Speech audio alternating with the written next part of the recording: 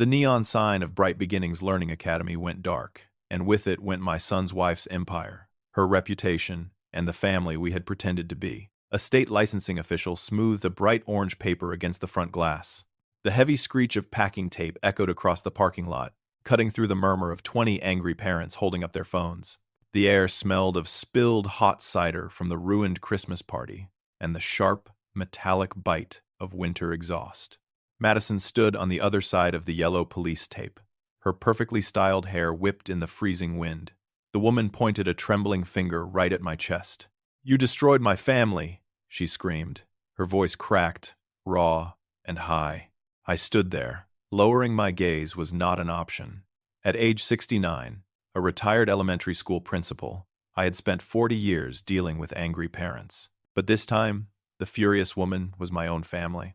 Inside my heavy winter coat, my fingers brushed against a thick plastic evidence envelope. The bag held an official police photograph of a purple stamp. 2 words, "Bad choice." Madison believed the emergency suspension order taped to her door was the worst thing that could happen to her. The truth was far worse. I already knew she was not the only parent who had betrayed Noah, my 5-year-old grandson. If protecting your grandson meant tearing down the lives of both his mother and his father, what would you do? 24 hours earlier, the air felt even colder then. 23 degrees, according to the dashboard of my sedan as I pulled into the academy parking lot. The building glowed with festive warmth. Fake snow sprayed on the windows reflected the string lights draped over the entrance. I had come for Noah's holiday pageant, wearing a red sweater the boy had picked out for me last year. Parking near the edge of the lot, I felt my phone buzz in my pocket. A single text message glowed on the screen from an unknown number. "Watch the backside of the building before you go inside." I almost ignored the warning, thinking it might be a prank from a disgruntled teacher. Madison fired staff regularly, so people held grudges. But 40 years of watching over children leaves a permanent instinct in your gut. I left the car running. The crunch of frost under my boots seemed too loud in the empty alleyway. The rear of the center featured a tall wooden fence enclosing a small play area. No lights shone back there. Just the deafening hum of the massive heating units attached to the brick wall. Reaching the wooden gate, I stopped. A sound pierced the mechanical noise of the heaters. A sharp rhythmic intake of breath. A whimper. I threw my shoulder against the wood, and the frozen latch snapped open. There, huddled between a plastic slide and a chain-link barrier, sat a small shadow. "Noah," I breathed. My grandson pressed his knees against his chest. Thin cotton pajama pants meant for an indoor play offered zero protection against the wind. The boy had no coat, and he had no gloves. His lips carried a terrifying bluish tint. Falling to my knees on the frozen asphalt, I felt the cold bite through my slacks instantly. I reached out to pull him against my chest, but the child flinched. He did not reach back. Noah kept his small hands curled into tight fists. Wet snow clung to his knuckles. A smear of purple ink bled across the pale skin of his right hand. The melting snow had blurred whatever was stamped there, turning the fresh ink into an ugly bruise-like stain. "Grandpa," Noah whispered. His teeth chattered so hard, the word broke into pieces. Wrapping my heavy wool coat around his shaking shoulders, I tried to transfer any heat my old body had left. The purple ink rubbed onto the cuff of my shirt. "I have got you," I said. "We are going to the car." Noah grabbed the collar of my sweater. His wide eyes darted toward the heavy steel door of the academy. The boy shook his head. "Grandpa," he whispered again. I was not the first one outside. Pulling my heavy wool coat tighter around his trembling shoulders, I lifted the boy into my arms, and my heart sank when I realized he weighed almost nothing. "Come with Grandpa," I murmured, turning toward the parking lot and the safety of my running car. Before we could take 3 steps, the heavy steel rear door of the academy swung open, spilling yellow light across the frosted asphalt. Madison stepped out into the freezing wind. She wore a tailored crimson holiday dress, holding a clipboard against her chest, and her face showed absolutely no panic, just pure, unfiltered annoyance. "Thomas, what are you doing back here?" the woman asked, her tone dripping with the kind of forced patience adults usually reserve for unruly toddlers. "He is just having a brief behavior reset." The temperature was 23 degrees, and my grandson's lips were blue. A brief reset did not cause that kind of terrifying pallor, nor did it explain the way Noah kept his face buried in my shoulder. Shifting his weight to support his back, my thumb brushed against angry red finger marks pressed deeply into his upper arm. grip marks. Someone had dragged him out here by force, and then there was that purple stamp smudged across his wet skin. I did not argue. Arguing with my daughter-in-law meant stepping into a manipulative game where she always made the rules, so I pulled my phone from my pocket instead. Dialing emergency services, I asked for an ambulance immediately, citing suspected hypothermia and physical endangerment. Madison snapped her clipboard down against her thigh, and the irritated mother vanished, replaced instantly by the polished director of Bright Beginnings Learning Academy. "Cancel that call right now," she demanded, stepping directly into my path to block the exit. "This is a private family matter, Thomas, and you are completely overreacting to a standard sensory regulation technique." "Where is Ryan?" I asked, keeping my voice entirely flat, refusing to engage with her clinical buzzwords.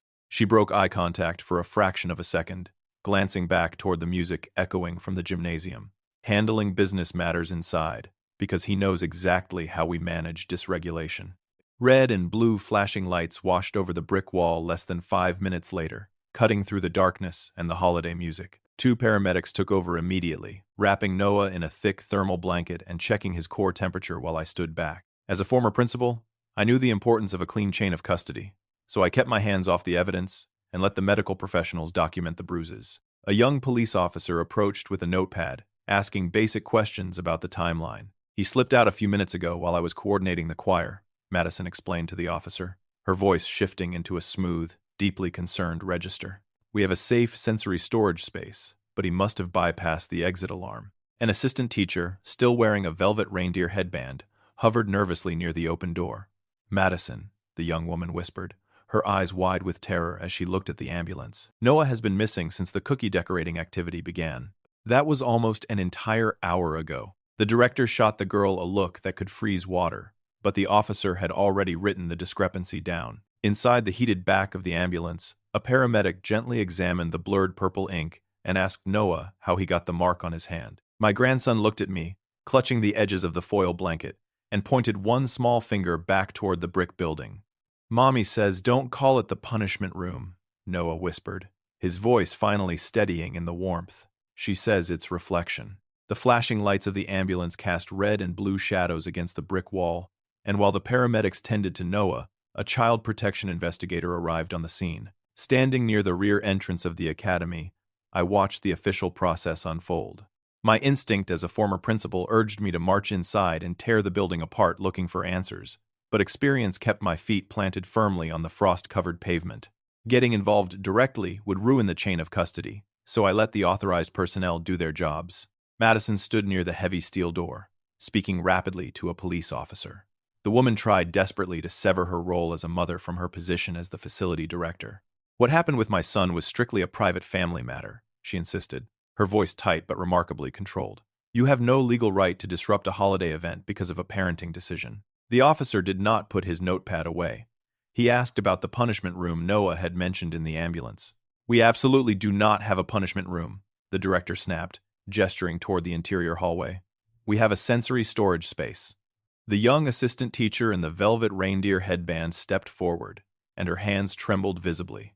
Pointing down the brightly lit corridor, the girl directed the officers toward a plain door near the utility closet. The official floor plan taped to the wall labeled the space as a storage room for sensory materials, completely undermining any idea of a secret architectural dungeon. That ordinary detail made the reality far more disturbing. An investigator pushed the door open, and standing a few feet away in the hall, I could clearly see inside. It looked like a large supply closet stripped of anything comforting or warm. Bare shelves held plastic bins, but the center of the cramped room contained only a single child-sized wooden chair.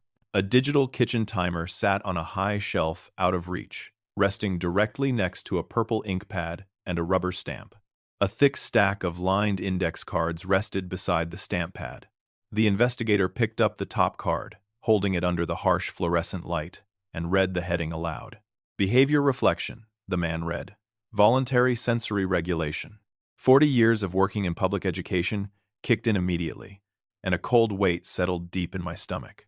When someone makes a spontaneous, terrible parenting mistake, they do not invent clinical euphemisms to describe it. Finding sanitized terminology meant the cruelty had been normalized, practiced, and carefully integrated into the daily routine of the childcare center. Flipping through the stack of cards, the investigator frowned and pulled out a separate blue binder labeled as the official administrative incident log. He compared a handwritten internal card to a formal printed page in the binder. This reflection card from last Tuesday says a child spent 27 minutes in voluntary reset, the investigator noted, tracing the mismatched lines with his pen. But the official incident report sent to the parents claims the child was picked up early due to minor emotional dysregulation. Someone had systematically rewritten the truth to hide exactly what was happening behind that wooden door. The internal cards tracked the punishment, while the official reports sent to trusting families erased it completely. The investigator turned toward the young assistant teacher, and his expression hardened into professional suspicion. "Who authorized this specific terminology?" he asked. The girl wrapped her arms around herself, completely refusing to look at the woman standing near the entrance, and her trembling answer sealed the fate of the entire institution. "Madison did," the assistant whispered. "She told us never to use the word isolation in writing." 4 days passed before the institutional walls around Bright Beginnings began to crack completely. Noah rested safely at my house under an emergency kinship placement, spending his afternoons drawing at the quiet kitchen table. The steady hum of my refrigerator replaced the chaotic noise of the childcare center, and for a brief moment, we found a fragile peace. That quiet broke on a Tuesday morning inside the cramped office of the newly appointed guardian ad litem. The attorney assigned to represent my grandson sat behind a massive mahogany desk, tapping a silver pen against a thick manila folder. The air in her office smelled of stale coffee and lemon polish, a sharp contrast to the sterile scent of the hospital room we had occupied over the weekend. "Madison retained a defense firm," the attorney said, opening the folder to reveal a stack of printed documents. "Her legal team is already spinning a narrative. They claim a rogue former employee named Aaron Walsh orchestrated the entire isolation protocol, and your daughter-in-law simply trusted the wrong staff member." Blaming a subordinate sounded exactly like the woman I knew. Noah's mother possessed an uncanny ability to deflect responsibility, treating accountability like a contagious disease she refused to catch. The lawyer slid a single piece of paper across the polished wood. It was a printed email chain, procured lawfully through the state licensing investigation, and shared with us to establish a timeline for the safety plan. The initial message originated from Aaron Walsh, sent 7 months ago, long before the winter frost ever settled over our town. I pulled my reading glasses from my shirt pocket and focused on the printed text. The former teacher had typed a frantic warning, detailing how a young child had cried for 20 minutes straight while confined in the storage space, desperately pulling at the heavy door handle. Aaron had begged for the practice to stop immediately. Right above that desperate plea sat Madison's direct reply, time-stamped the very next morning. "Stop calling it isolation," the director had written. "It is behavior reflection. Use the approved terminology in all written reports moving forward." Staring at those printed words, a cold realization settled heavy in my chest. The wooden chair and the heavy door were terrible tools, but the vocabulary was the true weapon. Noah's mother had constructed a shield of clinical euphemisms, turning undeniable abuse into something that sounded therapeutic, professional, and entirely justified. She had trained an entire staff to lie using the language of care.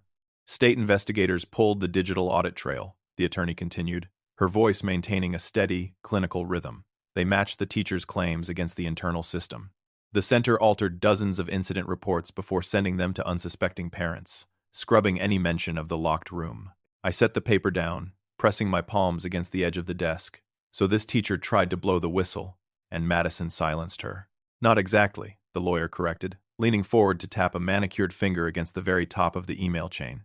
"Erin did not send her original complaint to the facility director. She sent it to the financial ownership, hoping they would intervene, and the owner simply forwarded it to Madison to handle internally." I looked down at the header block again, tracing the printed lines. The letters seemed to blur together for a second, before snapping into sharp, devastating focus. Erin had sent her desperate warning to the person holding the corporate business license. My breath caught in my throat. Right there, typed clearly next to the date, was the name of my own son. Ryan had received the exact warning about the punishment room 7 months before his boy was ever left outside to freeze. The crunch of tires on my gravel driveway broke the afternoon silence, signaling my son had finally arrived. Noah remained asleep in the spare bedroom, exhausted by the chaotic events of the past few days. Stepping onto the front porch, I watched Ryan climb out of his vehicle. His expensive cologne cut through the crisp winter air, smelling entirely out of place against the backdrop of my modest suburban home. I did not offer a hug, and I did not invite him inside immediately. Reaching into my jacket, I produced the folded copy of the email chain the attorney had provided. Care to explain this? I asked, holding the paper out. Ryan took the document, and his shoulders slumped the moment he recognized the sender name. The younger man leaned heavily against the wooden porch railing. Dad, Madison ran the daily operations, Ryan said, keeping his gaze fixed on the frosted lawn. When I saw that message, I honestly thought the quiet room just meant supervised sensory breaks. My marriage was completely collapsing, and she constantly threatened to ruin me in court if I undermined her business. A brief surge of relief washed over me, a desperate hope that my own child was merely foolish instead of complicit. Perhaps he really intended to leave her and protect his boy. I can prove I was trying to save us, Ryan insisted, turning back toward his vehicle. He walked to the rear of the car, popped the trunk, and pulled out a heavy metal lockbox, hidden beneath a wool blanket. Hauling the box back to the porch, Ryan placed it on a patio chair and spun the combination dials. The lid snapped open to reveal perfectly organized hanging files.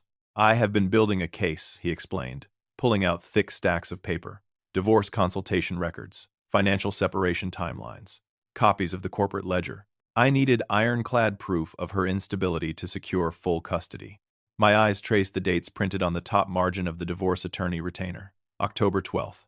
A financial transfer record bore a date from early November. My son had not been caught unprepared by the scandal that closed Bright Beginnings. He had been actively positioning his assets and preparing his legal strategy for weeks, quietly waiting for a disastrous event to use as ammunition against his wife. You knew she was dangerous, I said softly, feeling the cold settle deep into my bones. You knew, and you left Noah in her care anyway, because you needed her to fail. I needed a witness, Ryan countered desperately, shuffling the papers. Someone with credibility who could testify about her absolute lack of control. As he moved the files, a yellow legal pad slid out from the bottom of the stack. A list of handwritten notes filled the top page, detailing a timeline of the holiday pageant. One specific line jumped out at me, written in my son's familiar, sprawling print. Make sure he checks the backside of the building. The words perfectly mirrored the anonymous text message that had drawn me into the frozen alleyway behind the preschool. I looked away from the yellow notepad and stared directly into my son's desperate eyes, feeling 30 years of parental trust evaporate in a single second. Ryan, I whispered, barely able to push the words past the knot in my throat. Were you the one who sent me there? Ryan stared at the yellow legal pad in my hand, and the bitter winter wind suddenly seemed to freeze the breath in his lungs. He did not deny the handwriting. The younger man dropped onto the cold wooden steps of my porch, burying his face in his hands, completely ignoring the frost seeping into his expensive dress slacks. I had to use a burner number, Ryan muttered, his voice muffled by his thick leather gloves. If Madison found out I tipped anyone off, she would have locked me out of the joint bank accounts and taken Noah out of state before I could file a single legal document. The excuse sounded incredibly hollow, echoing across the empty yard. I looked down at my own child, the boy my late wife and I had raised to protect the weak, and a sickening wave of disgust settled in my stomach. If you honestly believed your 5-year-old son was in immediate physical danger, you call the police right then, I told him, keeping my tone perfectly flat. You call Child Protective Services. You do not send a cryptic text message to your retired father and simply hope he figures out the puzzle in time. Ryan snapped his head up, and his eyes were completely dry. The police would not have done a single thing, Dad. They would have walked into Bright Beginnings. Madison would have smiled her perfect, practiced smile, and the officers would have left with an apology. Courts almost always favor the mother in this state. I needed a witness she could absolutely never discredit. He stood up, pacing frantically across the frosted wood, and pointed at the open metal lockbox resting on the chair. My son laid out his entire calculated strategy with terrifying precision. I needed somebody people would believe, Ryan said quietly, staring down at the frost collecting on the porch steps. Nobody was ever going to believe me over Madison. He rubbed both hands across his face, exhausted. I thought, if someone respected saw what she was becoming, everything would finally stop. For a long moment, neither of us spoke. Then, my eyes drifted back to the open lockbox. The divorce retainer dated October. The financial separation timeline. The copies of the corporate ledgers. The anonymous text that had brought me behind the building. The handwritten note telling someone to check the backside of the academy. One by one, every scattered piece settled into place.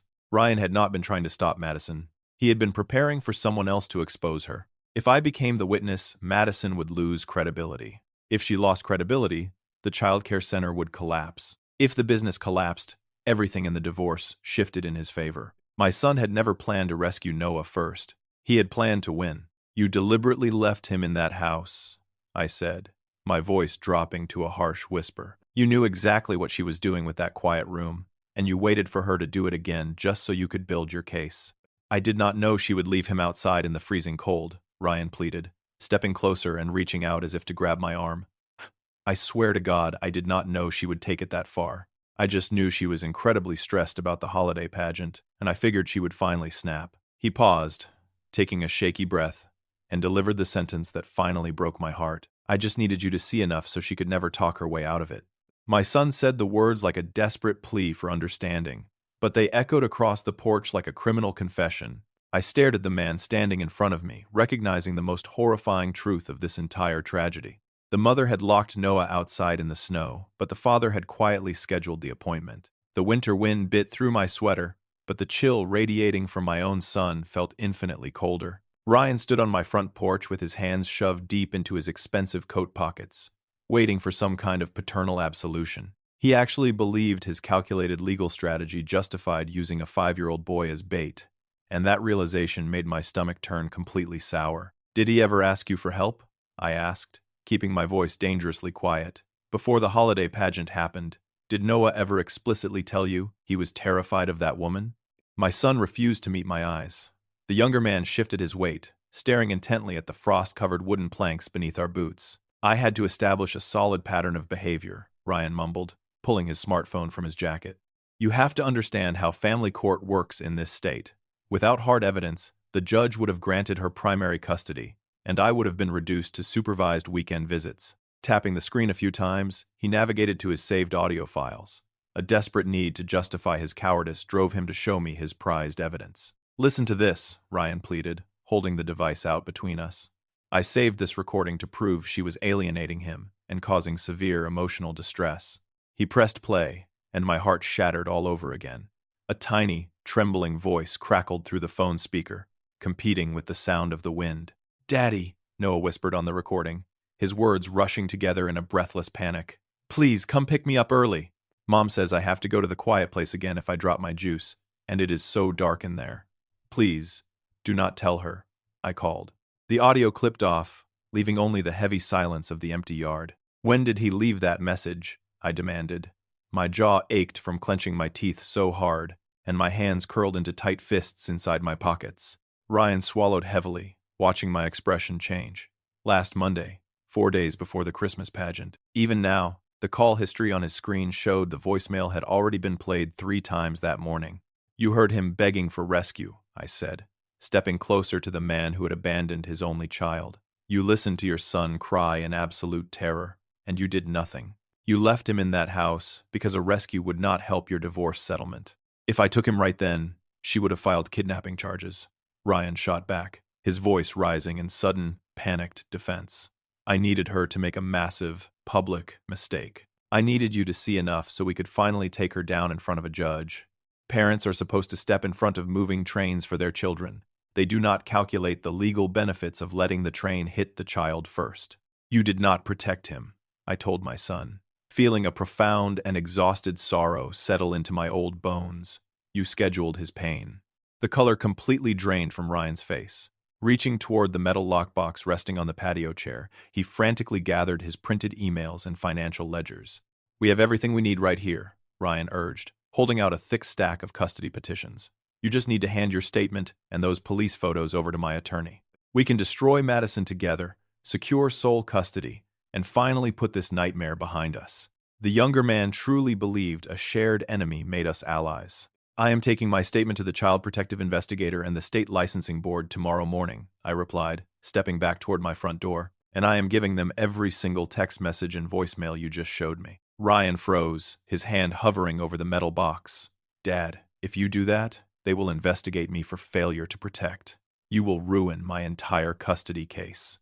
I looked at the stranger standing on my porch and reached for the doorknob. I am not taking your side, I said softly.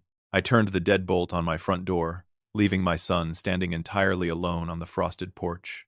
The heavy metallic click echoed through the quiet hallway, sealing him outside in the cold. Walking straight into my small study, I began pulling every piece of documentation from my filing cabinet.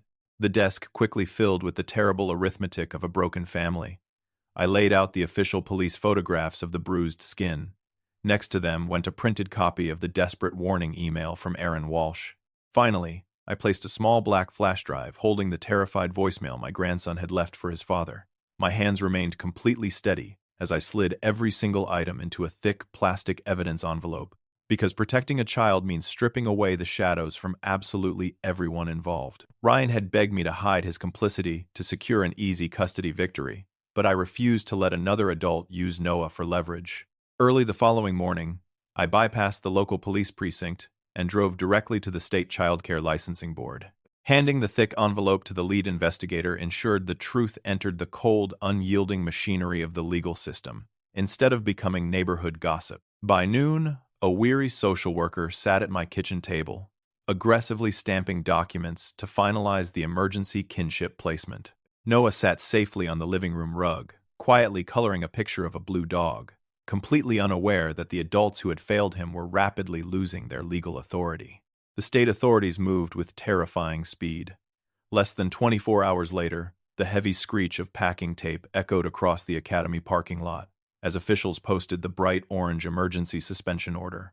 Madison stood behind the yellow police line, screaming that I had destroyed her family, and her voice sounded raw against the freezing wind. Watching her manicured hands tremble in the cold, I realized she still did not understand the truth. The parents had willingly sacrificed their own child to protect a business license and a divorce strategy, meaning nobody destroyed that family except the people running it. The forced closure sent massive shockwaves through our quiet suburban town. Hundreds of enrolled families received the official mandatory notification email before noon, and the carefully constructed illusion of the perfect childcare center shattered instantly. Without the polished daily newsletters to soothe them, confused parents began calling the state hotline in droves. That afternoon, my phone rang. It was the guardian ad litem, the attorney appointed to represent Noah's interests. She sounded completely exhausted, her voice stripped of its usual crisp professionalism. "The state hotline has been ringing for 3 straight hours," the attorney said. A parent called in after reading the suspension notice. The woman went back through her digital photo albums from last spring and found a picture of her daughter eating dinner. I pressed the phone tighter against my ear, watching Noah color at the kitchen table. What did she find? A young girl smiling brightly in the photograph, the lawyer explained, her voice dropping to a grim whisper. And right across the back of her small wrist, partially faded by soap and water, sat a smeared purple stamp. The mother thought it was a reward mark for completing a reflection exercise. I stared at my grandson's clean hands, feeling the air grow suddenly thin in my kitchen. The ink was undeniably the same. "They are expanding the investigation," the attorney told me, confirming my worst fear. "Thomas, we found more children." 3 weeks passed before we finally sat inside the sterile, windowless hearing room at the county family court.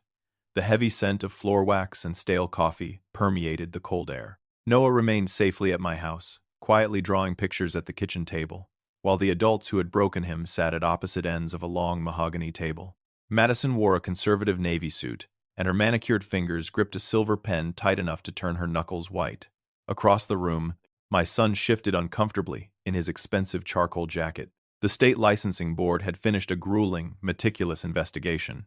Following that initial phone call from the mother who recognized the purple ink, 12 other families had stepped forward. Former assistant teachers, no longer terrified of losing their jobs at Bright Beginnings, provided sworn statements confirming the systemic use of the cramped storage closet. A state attorney stood near the front of the room, laying out the evidence ladder piece by piece. The woman produced the internal behavior reflection cards, comparing them directly to the sanitized reports mailed to unsuspecting parents.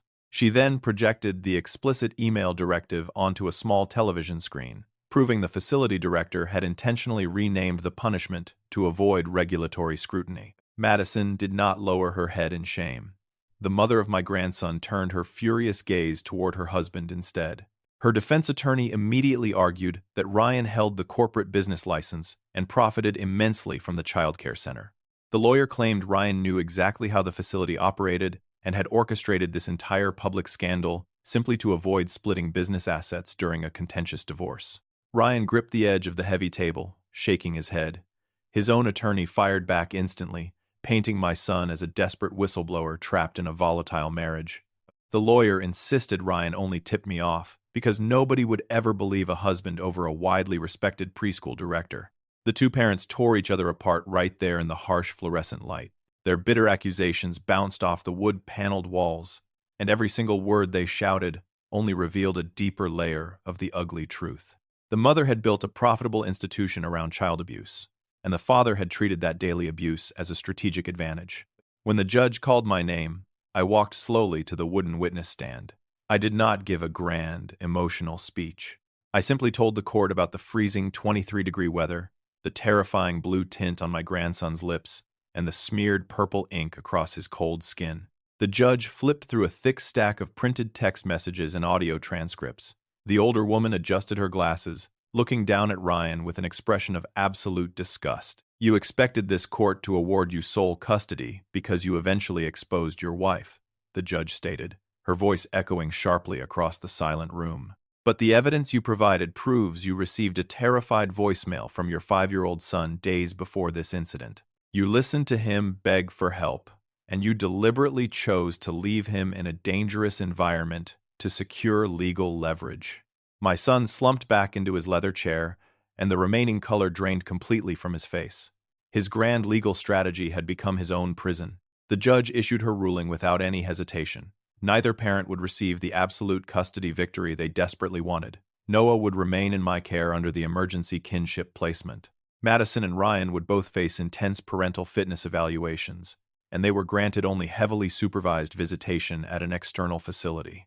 Neither parent's conflict with the other could outweigh the safety of the child. I watched them walk out of the courtroom through separate doors, and a heavy sorrow settled over my shoulders. Winning temporary legal safety was easy, but I realized then that a court order could never magically heal a broken little boy. 6 months passed before the dust finally settled across our quiet town. Following a series of exhaustive public hearings, the state licensing board permanently revoked Madison's childcare credentials. Without a valid operator, the once prestigious academy closed its doors for good. The lucrative expansion deal the former director had spent years negotiating vanished overnight, and multiple civil claims from affected families drained her remaining corporate accounts. The mother of my grandson lost the carefully curated reputation that had defined her entire existence. My son fared no better in the aftermath. Ryan's grand strategy for an effortless divorce collapsed completely under judicial scrutiny. Family court investigators audited every single financial maneuver he had executed prior to the winter incident, dismantling his demand for sole legal control. Instead of walking away as a victorious single father, Ryan found himself restricted to supervised weekend visitations at a sterile state facility. He now faced months of mandatory counseling just to prove basic protective capacity. I never bought out the failing business, and I did not celebrate their absolute ruin. Watching my own family shatter brought no joy, only a profound and lasting exhaustion. But protecting a vulnerable child means tearing down the shadows, no matter who is hiding inside them. Driving across town on a warm Tuesday morning, I steered my sedan past the old commercial district. We passed the sprawling brick building that used to house the preschool. A heavy vinyl banner hung across the colorful wooden entrance sign, bearing 2 large words printed in thick black ink: "Permanently closed." Weeds were already growing through the decorative flower beds. I did not slow the car down, and the boy sitting in the passenger seat did not even turn his head to look at the empty parking lot. 10 minutes later, we pulled into the driveway of an ordinary public elementary school. No glossy brochures boasted about elite sensory regulation programs, and no velvet ropes blocked the entrance. We walked into a loud administrative office that smelled intensely of floor wax and construction paper. A tired receptionist handed me a thick stack of standard enrollment paperwork across a scratched laminate counter. Carrying the documents to a small plastic table in the corner, we found 2 empty chairs. Noah sat beside me, his small sneakers dangling inches above the speckled linoleum tiles. Reaching into a plastic cup in the center of the table, he pulled out a blue crayon to practice writing his name on the designated signature line. Before pressing the wax to the paper, the boy stopped. My grandson turned his right hand over, staring intently at the pale skin near his wrist. The purple ink had washed away months ago, leaving absolutely nothing behind. No stamps, no bruises, no branded reminders of a terrible adult choice. Noah looked up from the table, and a quiet hesitation flickered behind his dark eyes. "Grandpa," the boy asked, his voice steady but cautious. Do I have to tell the new teachers everything again? I reached across the scattered papers, placing my weathered hand gently over his bare knuckles.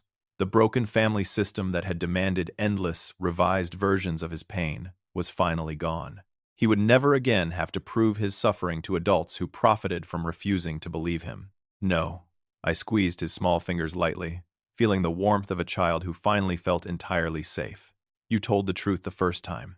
When you hear a story like Noah's, the first thing that strikes you isn't just the freezing temperature of that winter night, but the absolute coldness of the adults who were supposed to protect him. You quickly realize that the greatest danger to a vulnerable child rarely comes from a stranger hiding in the shadows. Most often, that danger arrives wrapped in the illusion of a perfect family, completely concealed behind polished smiles and sanitized vocabulary. This story shows you exactly how easily the language of care can be twisted into a weapon. Terms like behavior, reflection, and sensory regulation were originally designed to help children, but in the wrong hands, they become convenient masks for systemic cruelty.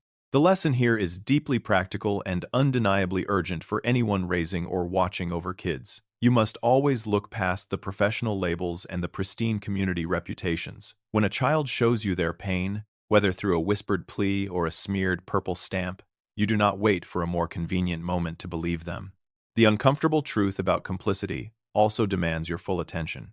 It feels incredibly easy to point the finger solely at the person holding the lock and key, but this tragedy forces you to examine the silent witnesses as well. Whenever you prioritize a legal strategy, a divorce settlement, or the preservation of a family name over the immediate physical safety of a little boy, you become an active participant in the abuse. You simply cannot calculate the strategic value of a child's suffering. Protection is never a chess game where you sacrifice a pawn to eventually capture a queen. If you hear a child begging for help in the dark, you do not schedule their rescue for a time that benefits your own courtroom agenda. You act immediately and without hesitation, even if taking that action means destroying the very family structure you spent your entire life building. This brings you to the hardest, most devastating lesson about absolute loyalty. Society constantly insists that family is everything, demanding that you protect your own flesh and blood at all costs. But when you are forced to choose between the adults who share your last name and the innocent child who bears the brunt of their ruthless ambition, your moral duty becomes remarkably simple. True love does not mean blindly defending your son or your daughter when they do the unthinkable. True love is having the agonizing courage to hold them entirely accountable. You might lose your relationship with your children, and you will certainly lose those picture-perfect holiday gatherings. In return, however, you preserve the one thing that actually matters, which is a child's fundamental right to feel safe in the world. Noah's clean hand at the end of the ordeal represents far more than just washed-away ink. It serves as a permanent reminder that children do not exist to carry the burdens, the calculated secrets, or the bad choices of the grown individuals around them. They deserve to be heard the very first time they speak their truth, without needing a retired principal, a massive police investigation, or a thick stack of altered administrative documents to finally validate their small voice. Looking at the devastating choices made in the wake of that freezing night, you have to ask yourself a deeply personal question. Have you ever witnessed a moment where an adult's comfort or public reputation was quietly prioritized over a child's obvious distress? And if you found yourself standing in that grandfather's shoes today, would you have the unshakable strength to tear down your own family to save the smallest person inside it? Share your thoughts and your own experiences in the comments below, because this is a conversation we simply cannot afford to leave in the dark.